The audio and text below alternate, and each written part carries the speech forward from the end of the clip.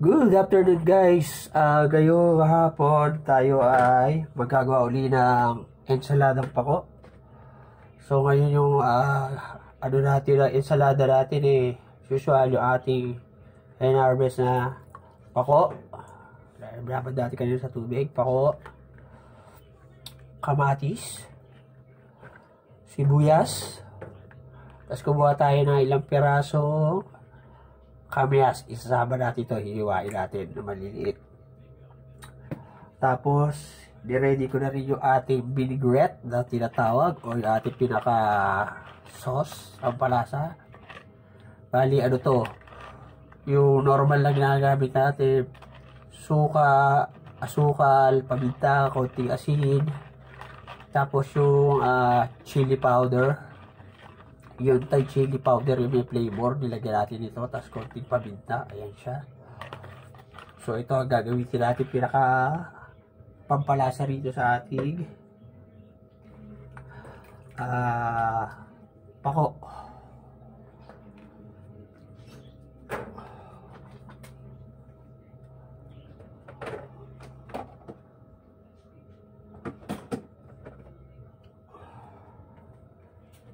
So, ready lang natin siya rito. Iwain lang natin itong mga ingredients. Tapos, pagsasama-samahin lang.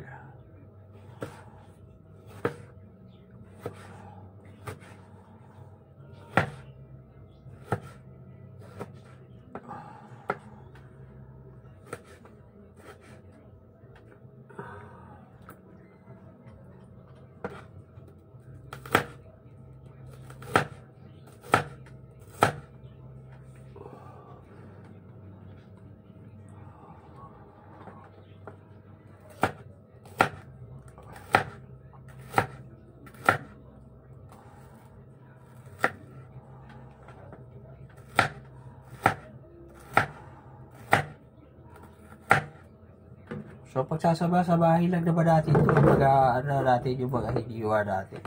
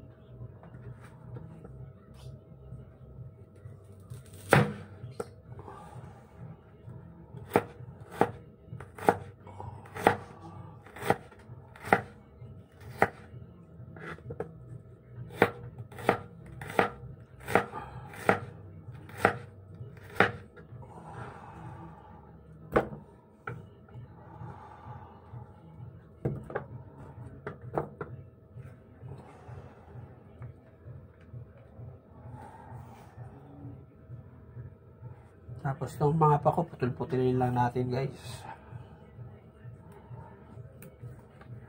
Yung biteable. O yung tamang kaya lang na haba ng pagka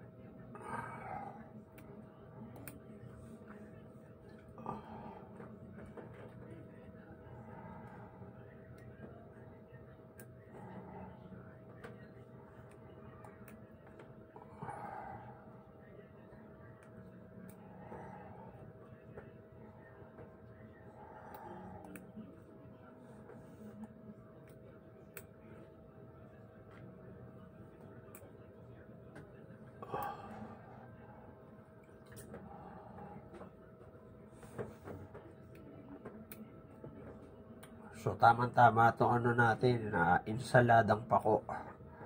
Doon sa niluluto ni nanay na ulam namin ngayon. Kasi nagluluto siya ng lechong kawali. Sarap nito. Fresh veggies, tapos lechong kawali. Crunchy, crunchy.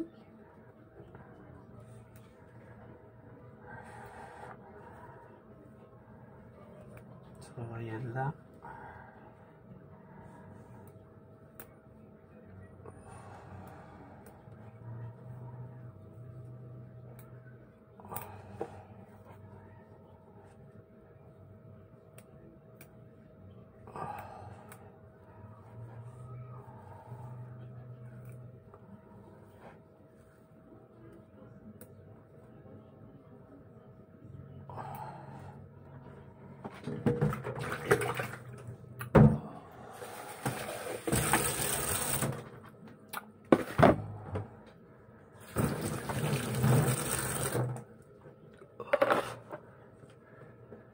So, ayan guys, tapos na natin sila.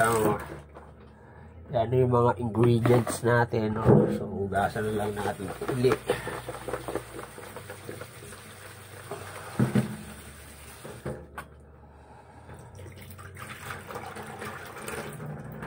Isa pa.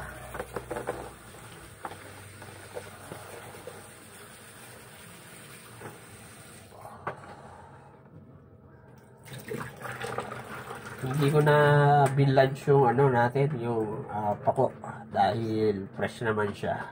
Para mas ano yung lutong niya, yung crunchiness niya. Kaya inugasan na lang natin. Malinis naman to, kasi alaga naman natin to. Yung tubig na pinanggigil natin dito, hindi naman galing kanal. Eh, tubig na wasa. So, ayan. So, ang gagawin natin, halo lang natin itong pinaka sauce natin.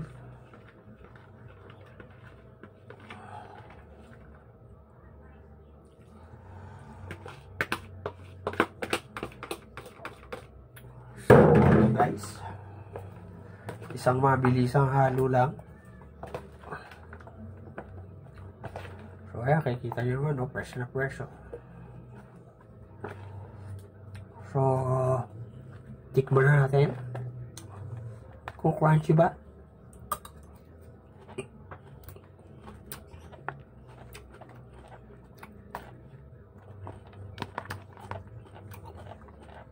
Iba yung sounds.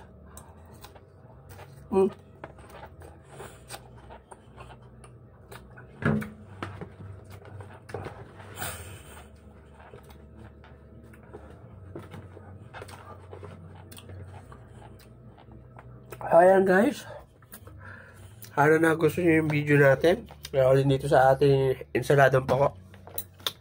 So hagay muna natin to para mas masarap to kainin. Palamigin muna natin sa rep. So hanggang dito na lang. Maraming salamat sa panonood. Thank you for watching. Happy eating, healthy food. God bless.